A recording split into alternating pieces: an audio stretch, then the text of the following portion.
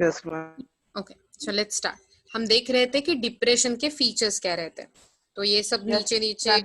गिरता जाता है। Okay, volume of production, trade गिरता जाता है, प्राइजेस गिरते हैं, प्रॉफिट्स, वेजेस सभी गिर जाते हैं। कम्युनिटी का मतलब सोसाइटी का इनकम गिर जाता है, एग्रीगेट एक्सपेंडिचर गिर जाता है। ओके, उसके बाद उसके साथ में कम्युनिटी का अपॉर्चुनिटी टू इन्वेस्टमेंट भी कम हो जाता है, इन्वेस्टमेंट की अपॉर्चुनिटीज कम होती जाती है, interest rates decline all around, practically all construction activities, मतलब बांधकाम नहीं बर का, पण कंस्ट्रक्टिव एक्टिविटीज जो कुछ इकोनॉमी को हेल्प कर सकते हैं, वेदर इन द बिल्डिंग्स और मशीनरी, कुछ भी फर्म्स में है, एक्चुअल कंस्ट्रक्शन एक्टिविटीज है, जो भी कुछ इकोनॉमी के लिए कंस्ट्रक्टिव पॉजिटिव रहता है, इट कम्स टू एंड, वो खत्म हो जाता है, बंद हो जाता है। एंड इसके हिसाब से अनएम्प्लॉयमेंट बहुत ज्यादा बढ़ती है। That is a very tough time for economy. और ये डिप्रेशन का टाइम ही ऐसे होता है जहां पर बहुत, मतलब it's very tough time if you think about it. Okay, so let me show you one simpler video about it.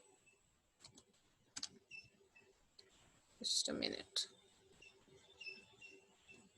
Are you able to see my screen? Hopefully.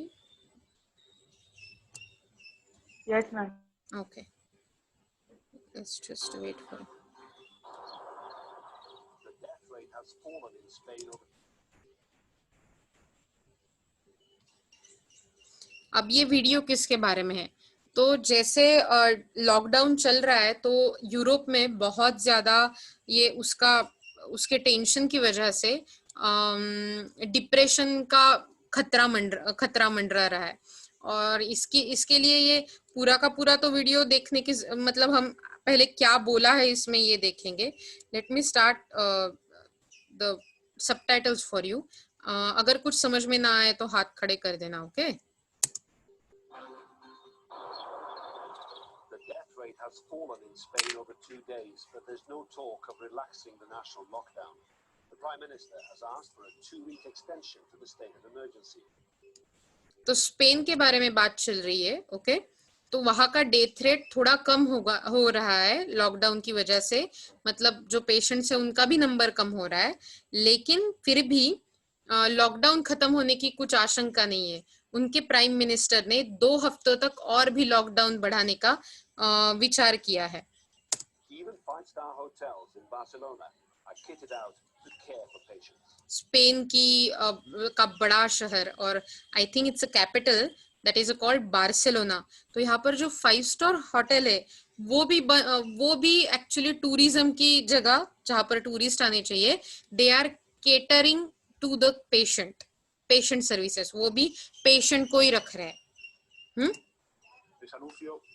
I announced that the Council of Ministers next Tuesday. Okay, ये जो right side में lady है, she is not the acting, उसको ना def लोग जो रहते हैं, जो सुन नहीं पाते, उनके लिए ये न्यूज देखने के लिए साइन लैंग्वेज से वो बात कर रही है। सो ये हमारे कंट्री में बहुत कम बार होता है, लेकिन जो आउटसाइड कंट्रीज है, they are very differently abled लोग जो होते हैं, जो थोड़े, जिनको कुछ करने की चाह है लेकिन वो कुछ कर नहीं पाते, अपंग लोक ज्यांना आपण म्हणतो। So for them they provide such kind of things कि उनको भी नॉर्मल लाइफ जीने का तरीका मिले, ओके, अपॉर्चुनिटी मिले। तो दिस इज ये जो है वो ये that's a news in sign languages. Will ask the Spanish Congress to extend for the second time the state of emergency from April 12th to April 25th. We asked the Spanish Congress for the 2-week extension. Denmark's Prime Minister has suggested there could be a gradual and controlled reopening of societies. So हमने Spain के बारे में देखा, फिर ये Denmark के बारे में शुरू हुआ है। तो डेनमार्क के जो प्राइम मिनिस्टर है, उन्होंने भी बोला कि अगर इकोनॉमी को ओपन करना है तो बहुत ग्रेजुअली, कुछ भी रिलैक्स ना करके स्लो एक एक सेक्टर का हम शुरू करेंगे। Starting in mid-April, unless there are more COVID-19 cases to add to the country's current 4,000. Despite the lack of business, Not everyone. तर त्यांच्याकडे पेशंट किती होते? 4000 पेशंट होते. स्टिल दे वर थिंकिंग की अगर थोड़ा सा बढ़ता है तो हम नहीं उठाएंगे लॉकडाऊन. आपल्याकडे कालच्या अख्ख्या एका दिवसाचं नंबर 80,000 होता. That is the highest number. I'm not giving you bad news or something like that. लेकिन think about it कि आपको कैसे रहना चाहिए. You have to be in a safe environment. Agrees. My first thought was that we haven't looked out in the world to see what has happened. तो he is a Kasim Khan, he is a hotel owner. और वो बोल रहे हैं कि उनका पहला thought ऐसा था कि हम आउटसाइड वर्ल्ड में नहीं है जहाँ पर बहुत कुछ चल रहा है जैसे हमारे कंट्री में और कुछ कंट्रीज में. So I think it's a bit too soon to talk about reopening, even though it would be really good for us. I just think it's gonna extend the whole period of the sickness or the virus. तो उनके हिसाब से कि जैसे बाहर के countries में बाहर के कम्युनिटी में चल रहा है तो अभी के लिए लॉकडाउन हटाना बहुत ही जल्दी हो जाएगा. ये अप्रैल मई का टाइम है. Okay, it's not the current news. लेकिन ये ऐसा हो जाएगा कि इससे वो पीरियड जो होता है सिकनेस का वो बढ़ेगा. तो हमें ओपन करना नहीं चाहिए. Warm weather in Britain comes at a pivotal time. Even though it has 10 times as many confirmed cases as Denmark. तो डेनमार्क के हिसाब से ब्रिटेन में मतलब इंग्लैंड में 10 टाइम्स ज्यादा केसेस है. लेकिन I just reported a record number of deaths in one day. There's concern that many people will forget about isolation and head out to enjoy the sunshine. 708 people have sadly lost their lives as a result of COVID-19, the highest daily total yet recorded. तो आप समझ रहे हो right कि मैं जब depression की बात कर रही हूँ हर एक कंट्री आपको दिख रहा है कि एक स्पेसिफिक क्राइटेरिया को मतलब रिस्पॉन्स दे रही है. दैट इज हर एक कंट्री अपने पहले हेल्थ को प्रायोरिटी दे रही है as compare to any other thing. लेकिन इससे क्या हो रहा है इनके मार्केट्स री ओपन नहीं हो रहे, हमारे भी मार्केट्स री ओपन नहीं हो रहे. लेकिन आजकल तो हम देखते हैं हम कुछ लॉकडाउन वगैरह फॉलो नहीं कर रहे ना. आपको पता है हम तो पूरे के पूरे इंडियन पीपल है राइट. उसके हिसाब से हम कुछ फॉलो नहीं कर रहे.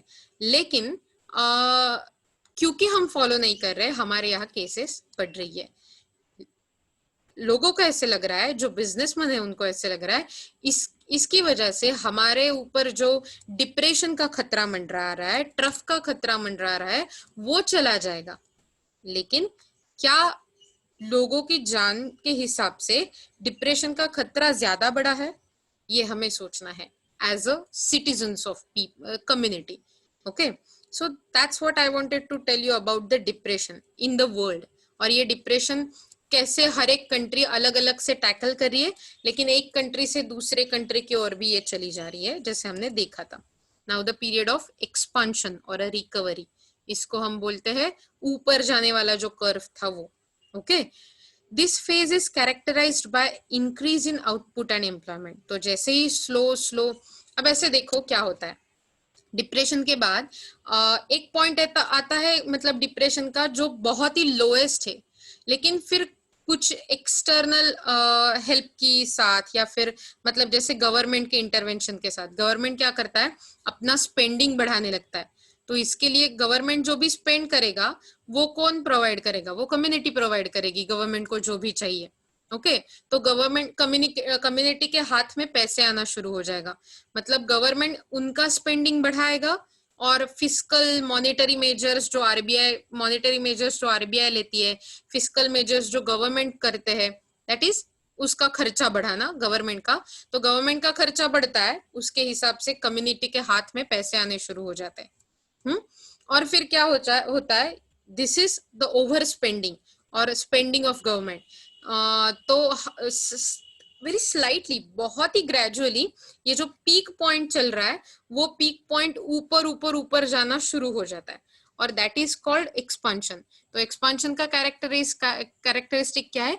Increase in output. सिंपली ले लो जैसे कि स्टेशनरी का है तो गवर्नमेंट जब स्पेंडिंग शुरू करती है शायद ऐसे सोचो कि ज्यादा स्टेशनरी लेगी ओ, क्योंकि स्टेशनरी वो गवर्नमेंट कीप भी कर सकती है, तो क्या होगा डेफिनेटली स्टेशनरी का ज्यादा प्रोडक्शन लगेगा तो आउटपुट बढ़ेगा, तो स्टेशनरी में जो भी काम कर रहे हैं उनको एम्प्लॉयमेंट मिल जाएगा, जॉब्स मिलेंगे, फिर उनके हाथ में पैसे आ जाएंगे, तो वो जिनके हाथ में पैसे आ जाएंगे वो शायद और कुछ खरीदेंगे, तो वो इंडस्ट्री और कुछ वाली जो इंडस्ट्री है, जैसे कि अगर चावल खरीदेंगे तो चावल बनाने के लिए, उसका ट्रांसपोर्ट करने के लिए जो भी लोग लगेंगे उनका भी आउटपुट बढ़ेगा, आउटपुट बढ़ेगा तो एम्प्लॉयमेंट बढ़ेगा, फिर वो चैनल शुरू हो जाएगा जो हमने लास्ट लेक्चर में देखा था। There is also increase in the demand in the market, market में डिमांड ग्रेजुअली इंक्रीज होना शुरू हो जाता है, कैपिटल एक्सपेंडिचर बढ़ जाता है, sales subsequently and increase in income and profits, the cycle will continue till there is 100% utilization of available resources. Okay? उसके बाद क्या हो जाता है, मतलब जितने जितने सेल्स धीरे धीरे बढ़ने लगता है, और ये साइकिल तब तक कंटिन्यू रहती है जब तक 100% यूटिलाइजेशन होता है अवेलेबल रिसोर्सेस का पूरा, that's what we call full employment. Remember, पूरा का पूरा यूज करेंगे जो भी हमारे पास है। उसके बाद आता है and the production level will be at the maximum capacity. इस टाइम जो भी प्रोडक्शन की कैपेसिटी, मतलब प्रोडक्शन लेवल होगी, आउटपुट जो भी आएगा उसके मैक्सिमम लेवल तक आएगा, फुल एम्प्लॉयमेंट की तरह। The unemployment rates will be zero, किसी को भी जॉब नहीं है ऐसा हो ही नहीं सकेगा।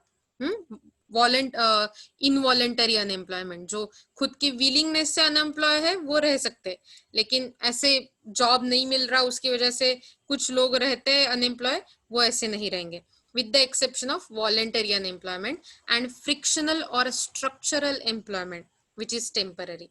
तो फ्रिक्शनल और स्ट्रक्चरल एम्प्लॉयमेंट जो रहती है वो टेम्पररी बेसिस पे होती है, तो इसके लिए उसके बारे में भी हम कुछ नहीं बोल पाएंगे, वो खत्म हो जाएगी, शॉर्ट टर्म के लिए रहती है। In this phase both the prices and cost increases at somewhere faster rate. तो इसमें क्या होता है, जो प्राइजेस रहते हैं वो बढ़ने शुरू हो जाते हैं फास्टर रेट पे, हाँ, कॉस्ट भी बढ़ने शुरू हो जाता है क्योंकि सभी सेक्टर में प्राइसेस बढ़ते हैं। तो कैपिटल गुड्स मतलब एक बुक बनाने के लिए, इजी से बुक जो आप यूज करते हो वो बनाने के लिए जो भी चीजें लगेगी, जैसे पेपर लगेगा, बाइंडिंग के लिए शायद आपको कुछ धागे लगेंगे, प्रिंटिंग, इंक, सबकी प्राइस बढ़ेगी, इसकी वजह से बुक की भी प्राइस बढ़ेगी। Okay, but generally the public enjoy prosperity and the higher standard of living. लेकिन क्योंकि हाथ में पैसे, तो खर्चा करना भी पब्लिक को कुछ प्रॉब्लम नहीं होता, और इससे पब्लिक का स्टैंडर्ड ऑफ लिविंग बढ़ता है और पब्लिक एंजॉयज दैट।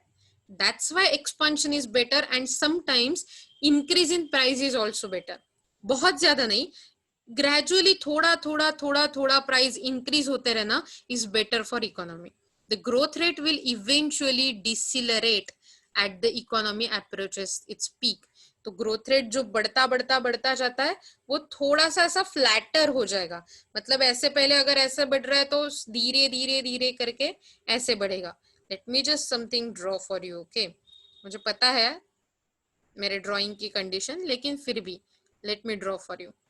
तो अगर हम ग्रोथ रेट के बारे में बात करें तो यहाँ पर जीडीपी है, ओके, और यहाँ पर टाइम है। तो जैसे ग्रोथ रेट है वो पहले जहां पर ट्रफ में थे हम, तो यहाँ पर ही है, जीरो ही बोल सकते हो आप, लेकिन ठीक है हम यहाँ पर निगेटिव ग्रोथ रेट भी हमने बोला था कि निगेटिव भी है। तो उसके बाद क्या हो जाएगा, वो एक्सपेंशन फेज में आता है, राइट, और ग्रेजुअली जैसे उसका जो स्टीपनेस है वो कम होते होते, अब ग्रोथ रेट बढ़ रहा है इसके बाद, लेकिन उसका बढ़ने का स्पीड कम हुआ है, rate of change of growth is less, okay. और उसके बाद ये एक ऐसे पीक पॉइंट पे आ जाएगा जो सबसे बड़ा पॉइंट होगा, और उसके बाद ग्रेजुअली गिरना भी शुरू हो जाएगा, ओके। तो that is what we are talking about expansion. So it approaches peak gradually बढ़ते। Recovery denotes the turning point of business cycle from depression to prosperity। In this phase, there is slow rise in output, employment, income and prices। तो recovery जो दिखाई देती है उससे क्या होगा, business cycle धीरे धीरे डिप्रेशन में जो था वो एक्सपांशन की प्रॉस्पेरिटी के ओर आ गया, मतलब जो ट्रफ था तो ट्रफ से आप मतलब ट्रफ से आप ऊपर उठकर प्रॉस्पेरिटी या पीक तक आने के लिए तैयार हो चुके हो. In this phase there is a slow rise in output. धीरे धीरे आउटपुट बढ़ेगा, एम्प्लॉयमेंट बढ़ेगा, इन्कम बढ़ेगा और प्राइस बढ़ेगा. आनंदी आनंदकडे सगळीकडे मस्त झालेलं असतं किंवा मस्त होत असतं. Okay. Demand for commodities go up. So क्या होता है, डिमांड भी बढ़ने लगता है. There is increase in investment, investment बढ़ता है उसके हिसाब से. बैंक लोन्स मतलब क्रेडिट जो हमने देखा था ट्रफ में बिल्कुल जीरो है, निगेटिव भी हो सकता है, तो वो बैंक लोन्स भी देना शुरू हो जाता है. एडवांसेस मतलब लोन ही होते हैं, right. Pessimism gives way to optimism. Pessimism मतलब धीरे धीरे सब कुछ बंद होते रहना. निगेटिव एक्सिलरेशन मतलब आप जो गाड़ी में रिवर्स जैसा गियर रहता है, राइट, तो रिवर्स की पोजीशन से हम क्या होता है आगे आगे वाले गियर डाल देते हैं, पहला वाला फिर दूसरा वाला, एकदम टॉप पे जाने का सोचते हैं. Okay, that is called optimism. Optimism मतलब फ्यूचर के लिए एंथुजियास्टिक होना, फ्यूचर के लिए अच्छा लगना, हमें कुछ मिलेगा ऐसा लगना, पॉजिटिविटी. ओके. पेसिमिज्म मतलब ठीक ठाक करके हम थोड़े निगेटिविटी में रहते हैं. The process of revival and recovery becomes cumulative and leads to prosperity. तो ये जो प्रोसेस है रिवाइवल का, रिकवरी का मतलब एक्सपांशन का, रिकवरी भी बोलते हैं उसे, तो वो क्यूमुलेटिव मतलब एक के बाद एक लीड करता जाता है कहाँ तक, प्रॉस्पेरिटी को. So let's see what is a prosperity. It is a state in which real income and employment are high or the highest. कैसे होते हैं, रियल इनकम आपके पॉकेट में जो इनकम है वो इनकम और एम्प्लॉयमेंट का रेट हाईएस्ट रहता है. There are idle resources. कुछ रिसोर्सेस है वो ऐसे ही खुले रहते हैं, फुल एम्प्लॉयमेंट नहीं है. There is no wastage of extremely sorry, there are no idle resources. So actually resources idle नहीं रहते, खुले नहीं रहते, और no wastage of materials, wastage भी नहीं होता किसी का, फुल एम्प्लॉयमेंट की कंडीशन है. There is rise in wages, prices, profits and interest. तो बढ़ते ही गया है, राइट. क्या क्या, वेजेस मतलब salary, prices, profits and interest. Demand for bank loans increases. इतना बढ़ जाता है क्योंकि नए नए बिजनेस शुरू करने के लिए लोगों को मोटिवेशन मिलता है, वो ऑप्टिमिस्टिक बनते हैं तो नए बिजनेस शुरू हो जाता है. सो डिमांड बढ़ता जाता है. Okay. There is a optimism everywhere. सभी जगह पे एक अच्छा सा माहौल बनता है बिजनेस के लिए. There is general up trend. Up trend मतलब बढ़ने वाला trend in the business community. तो नए बिजनेस शुरू होते हैं, नए एम्प्लॉयमेंट, नए सैलरी, सबकी चहल पहल बन जाती है. ओके. बूम और peak is a turning point of a trade cycle. Prosperity, peak और उसे बूम भी बोलते हैं. Okay, BOOM. तो ये टर्निंग पॉइंट रहता है ट्रेड साइकिल के. अभी तक सबको लग रहा है कि ऊपर ऊपर ऊपर ही उठेगा. It is the highest point of economic recovery. ये हाईएस्ट पॉइंट आता है, लेकिन हर बार याद रखिए इट्स लाइक एवरी टाइम हर एक चीज जो भी ऊपर उठती है उसको नीचे जाना ही पड़ता है. इसे बोलते हैं जातस्य ही ध्रुवो मृत्यु. मतलब जो भी जन्मा है उसको जैसे मृत्यु है वैसे ही, that's kind of let's say philosophical, लेकिन फिर भी वो ही टैक्टिक यहाँ भी है, वो ही प्रिंसिपल यहाँ भी यूज होता है कि जैसे जैसे प्रॉस्पेरिटी एक्सपांशन में, रिकवरी पीरियड में आप ऊपर ऊपर जा रहे हो, एक पॉइंट पे आकर रुक जाओगे और फिर वो पॉइंट से आपको नीचे ही आना पड़ेगा. That is called recession. Okay. तो मतलब क्या हो जाता है, सभी जगह इतना प्राइस बढ़ने लगते हैं और फिर लोन्स ज्यादा लेते हैं लोग, नए बिजनेस शुरू हो जाता है, नया प्रोडक्शन बढ़ जाता है, तो क्या होने लगता है, फिर से ओवर प्रोडक्शन होने लगता है मार्केट में. और प्राइसेस बढ़ने की वजह से एक कैपेसिटी के बाद कोई भी बायर वो प्राइस पे वो कमोडिटी खरीदता नहीं है. फिर ओवर प्रोडक्शन का प्रॉब्लम शुरू होता है, फिर उसके साथ आने वाले सभी प्रॉब्लम, डिमांड गिरती जाती है, पैसे कम होने लगते हैं, परचेसिंग पावर घटती है, और उसके हिसाब से फिर से आप वो नीचे वाले ट्रेंड में जाना शुरू कर देते हो. टिपिकल फीचर, लेकिन उसके वो रिसेशन बोलते हैं हम उसे, लेकिन पहले हम ये उसके टिपिकल फीचर्स देखेंगे बूम के या फिर पीक के. A large number of production of trade, production and trade. तो क्या है, बहुत ज्यादा प्रोडक्शन है, ट्रेड ज्यादा है मतलब व्यापार ज्यादा है. a high level of employment and job opportunities, बहुत job opportunities है, insufficient amount to permit good deal of a labor mobility, तो माइग्रेशन भी बढ़ता है. लेबर मोबिलिटी मतलब वर्कर्स की मोबिलिटी, यहाँ वहाँ मूवमेंट होना, मोबाइल मतलब मूवमेंट होने वाला, तो यहाँ वहाँ हो जाती है माइग्रेशन लेबर्स के लिए. ओवरऑल राइजिंग प्राइजेस ट्रेंड, मतलब प्राइजेस बढ़ना शुरू होता है. Rising structure of interest rate, so the bullish trend, bullish और बेरिश दो ट्रेंड होते हैं मार्केट के. बुलिश मतलब अपवर्ड ट्रेंड, बेरिश मतलब डाउनवर्ड ट्रेंड. तो bullish tendency rule stock exchanges, stock exchange में बुलिश ऊपर ऊपर ऊपर ऊपर जाने वाले ट्रेंड रहते हैं.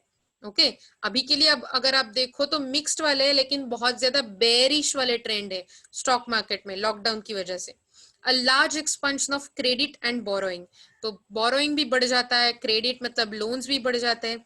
High level of investment that is manufacturing and machinery, बहुत ज्यादा कैपिटल गुड में इन्वेस्टमेंट होना शुरू हो जाता है. Okay rise in wages and profits so that communities income rises. Wages salaries, आपके जेब में जो पैसा आता है वो बढ़ने लगता है और कम्युनिटी का ओवरऑल इनकम बढ़ता है. Operation of the economy is at optimum capacity, तो इकोनॉमी का जो भी काम चलता है it's at optimum capacity, right. अभी के लिए मतलब दैट्स अ बेस्ट कंडीशन, सबको यही लगने वाला है कि यही पोजीशन पे हमें रहना है, लेकिन that's how it works. Okay emotionally let's see. So this is a typical economic cycle, और इसको बेल कर्व बोलते हैं. बेल जैसा लग रहा है राइट, इसको नॉर्मल डिस्ट्रीब्यूशन का कर्व बोलते हैं. जितना पॉजिटिव, अगर मैं यहाँ पर एक लाइन खींचू ऊपर से नीचे, तो जितना पॉजिटिव साइड या फिर लेफ्ट साइड होगा उतना ही राइट साइड होगा, सिमेट्रिक. ओके तो क्या होता है देखो, ये जो पॉइंट है, okay let me have some annotation tool with me. Okay so क्या होता है, यहाँ पर आपका ट्रफ पॉइंट है राइट.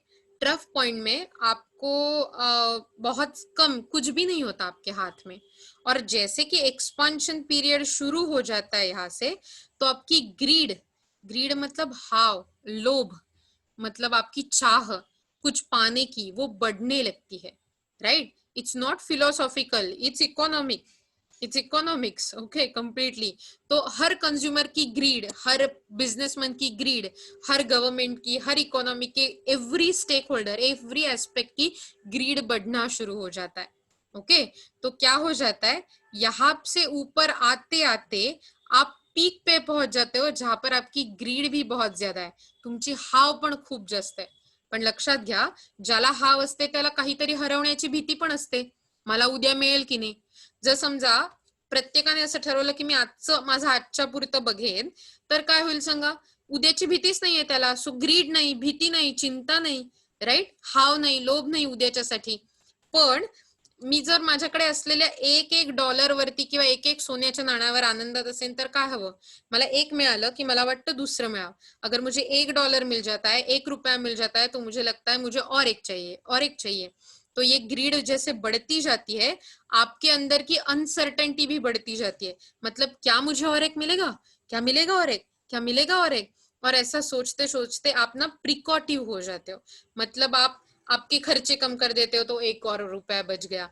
और ऐसे करके करके ही ये अनसर्टेनिटी की वजह से जो आपके मन में भीति है, फियर है, भय है, उसकी वजह से इसको नीचे का ट्रेंड मिलता है. तो ये आपकी होगा, ये आपका था एक्सपांशन का पीरियड राइट, रिकवरी का पीरियड. उसमें आपके पास ग्रिड थी, पीक में आपके पास अनसर्टेनिटी थी रिस्क के लिए, फ्यूचर के लिए. और उसके बाद जब रिसेशन का पीरियड आ गया, तो आपके पास फियर आने लगी. सो fear is the motivating factor recession में जाने के लिए. जो भी हर एक, अगर नॉर्मली फियर जो भी जन्म लेती है हर एक इंडिविजुअल, हर एक कंज्यूमर के मन में, then it is going towards recession.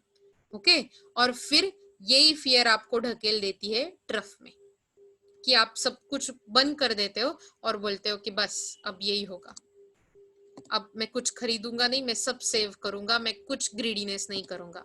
लेकिन जैसे जैसे फिर से ये ट्रेंड आगे बढ़ेगा, आप फिर से वही करोगे, as a consumer, as a economy, as a firm, as a industry, every time. Okay समझ में आ रहा है आपको? तो yes ma'am. Okay so let me clear my primer drawing and let's go ahead. Okay, so this is level of ambivalence and uncertainty. तो कितनी uncertainty है आपके पास? ये जो आपका ब्लैक ग्राफ दिख रहा है, that is a level of ambivalence और uncertainty. तो यहाँ पर बहुत कम है, right? जैसे जैसे आप ऊपर जा रहे हो पीक की ओर, आपकी अनसर्टेनिटी बढ़ती जाती है, जैसे जैसे आप फिर से नीचे आओ कम हो जाती है. ओके, इसके बाद आता है लास्ट वाला phase, that is a recession और कॉन्ट्रैक्शन फेज. क्योंकि रिसेशन के बाद फिर से एक बार आप ट्रफ की ओर जाओगे, ट्रफ से फिर से बार एक्सपांशन की. At the peak of economy demand is stagnant. तो आपके पास डिमांड स्टैग्नेंट हो जाती है, क्योंकि आप कितने कार खरीदोगे? 1 2 3 4 5. अगर आप मतलब बड़े बिजनेसमैन नहीं है तो आप इतने पर आकर शायद रुक जाओगे, मतलब कार्स की डिमांड स्टैग्नेंट हो गई. वैसे ही बहुत चीजों की डिमांड स्टैग्नेंट हो जाती है. Then very soon demand starts falling in certain sections of the economy. तो जैसे कार के या फिर ऐसे कुछ घरों की डिमांड फॉल होना शुरू हो जाता है. This is the start of contraction phase of the trade cycle, which is the opposite of expansion phase. तो एक्सपांशन फेज के एकदम से अपोजिट है, क्योंकि कॉन्ट्रैक्शन शुरू हो जाता है, कम होते जाते हैं demand. Even the investment levels and employment levels decrease along the demand. तो इन्वेस्टमेंट कम हो जाएंगे, एम्प्लॉयमेंट कम हो जाएंगी, क्योंकि डिमांड खत्म हो रही है. Now there is mismatch between demand and supply in the market. जो भी इक्विलिब्रियम पे था, पीक पॉइंट पे डिमांड इक्वल टू सप्लाई था, अब ये सप्लाई ज्यादा हो जाएगा, डिमांड कम होता जाएगा. Once producer become aware of this shift in the economy, they start disinvesting. तो प्रोड्यूसर को जब पता चलेगा कि ऐसा कुछ मार्केट में फेज आ रहा है, वो डिसइन्वेस्ट करना शुरू कर देंगे, मतलब इन्वेस्टमेंट कम कर देंगे. अब डिसइन्वेस्टमेंट मतलब पैसे वो निकालते नहीं है मार्केट से, लेकिन अगर आपके पास मशीनरी है, उसको जो भी टर्निंग अप या फिर ट्यूनिंग अप लगता है, not turning up, tuning up लगता है ना, वो कम कर देंगे. वो उसका डिप्रिसिएशन ज्यादा होता जाएगा, उसको कुछ मतलब उसका ख्याल नहीं करेंगे, कम कैपिटल प्रोवाइड करेंगे उसके लिए, तो डिसइन्वेस्टमेंट हो जाएगा. स्केलिंग बैक ऑपरेशन, ऑपरेशन कम कर देंगे. अगर आप रोज 100 गाड़ियां प्रोड्यूस कर रहे हो तो शायद 10 ही करोगे. Cancelling orders for goods and labour. तो गुड्स के लिए, कैपिटल गुड्स के लिए, मतलब 2 मशीनरी और मंगवाए थे तो वो ऑर्डर कैंसिल कर देंगे. लेबर को मतलब निकाल देंगे जॉब से, स्लैक कर देंगे, फायर कर देंगे. When the entrepreneurs realize their mistake, they reduce investment, employment, production.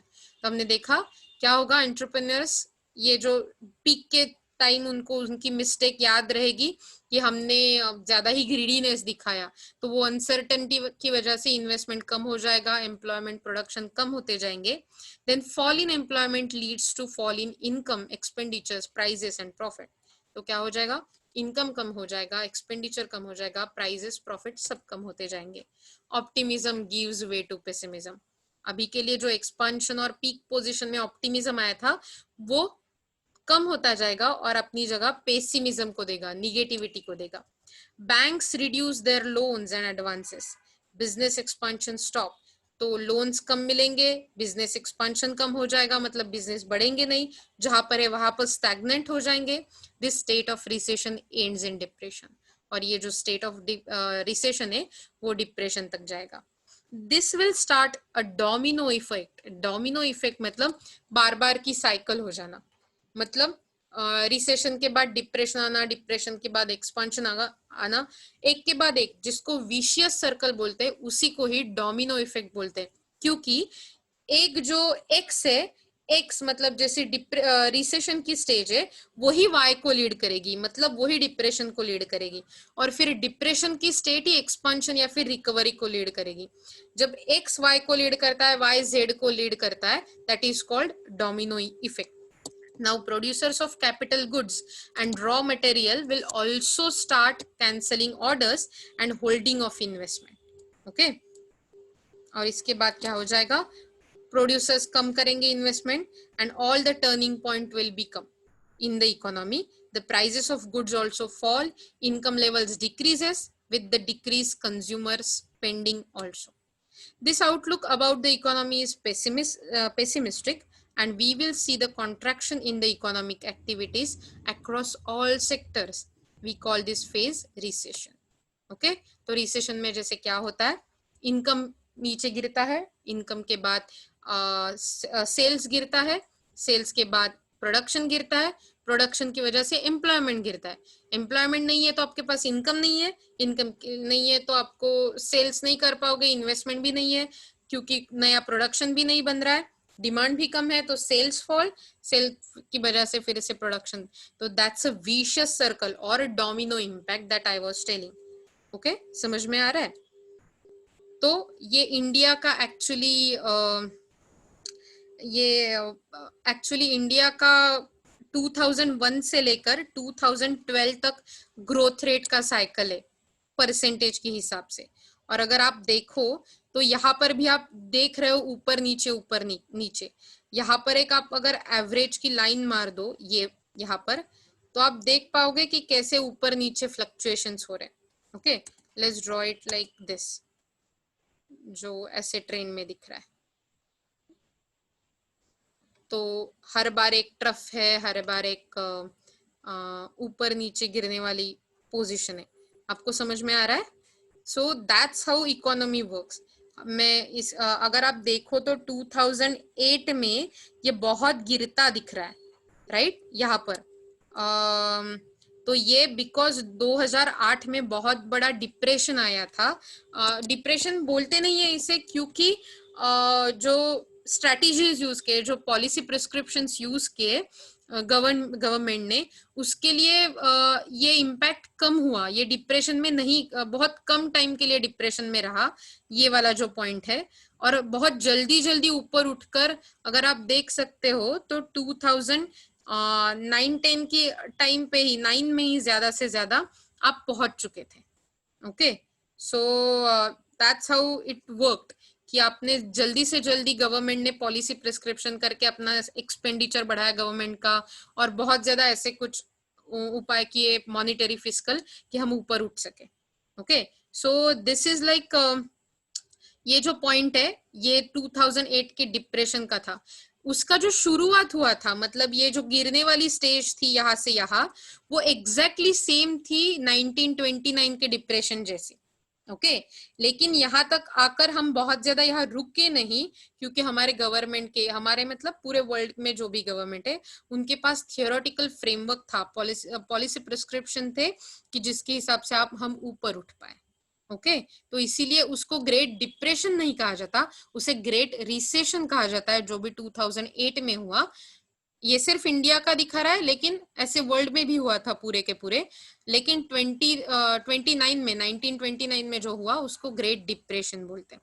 Okay, actually ये जो लिंक है नीचे, जो वो आपको दिखानी थी, लेकिन मुझे पता है आप थोड़ा बोर हो जाएगा. अगर आपको टाइम मिले जब बाद में हम वो देखेंगे लिंक. ये बोलता है कि इंडिया में कैसे चेंजेस हुए. सो लेट्स जस्ट गेट मैं पूरा का पूरा आर्टिकल तो नहीं पढ़ूंगी, just I will just give a glimpse about it. Okay, just let me clear the drawings. okay, तो यहाँ पर आप देख पा रहे हो कि इकोनॉमिक सर्वाइवल कैसे आज के लिए, ये बिजनेस लाइन नाम का द हिंदू का मतलब ये बहुत बड़ा पेपर है बिजनेस लाइन, और उसका एक एडिटोरियल है. तो वो बोल रहे हैं कि the economic survey has stated, economic survey India का, उसने बोला है कि there should be revival growth in the second half of 2019-20. तो सेकंड हाफ मतलब let's say third and fourth quarter financial year के, यहाँ पर बहुत ज्यादा ग्रोथ होनी चाहिए, ऐसा उनका बोलना था. लेकिन तब तक पैंडेमिक का कुछ चल नहीं रहा था. तो इसका अगर आप लास्ट पैराग्राफ देखो, this summarize ties in the study of financial cycles in RBI working paper. RBI ने एक जो पेपर बनवाया था, रिसर्च पेपर, उसके हिसाब से ये बोलता है, does financial cycle exist in India? Financial cycle India में है क्या? और ये पेपर लिखा था हरेंद्र बेहरा, सौरभ शर्मा ने.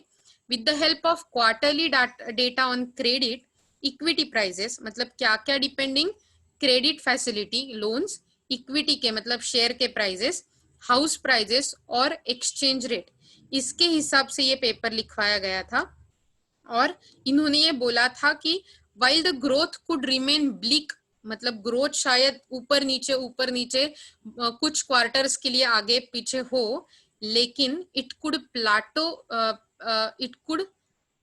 plateau here for a few quarters, after which there could be recovery. मतलब जो भी बिजनेस साइकिल चल रहा है हमें अभी दिख रहा है, उसके बाद रिकवरी होगी ही होगी. ओके, समझ में आ रहा है आपको? तो that was some article that we saw. Yeah, I guess अगर मुझे माउस मिल जाता है तो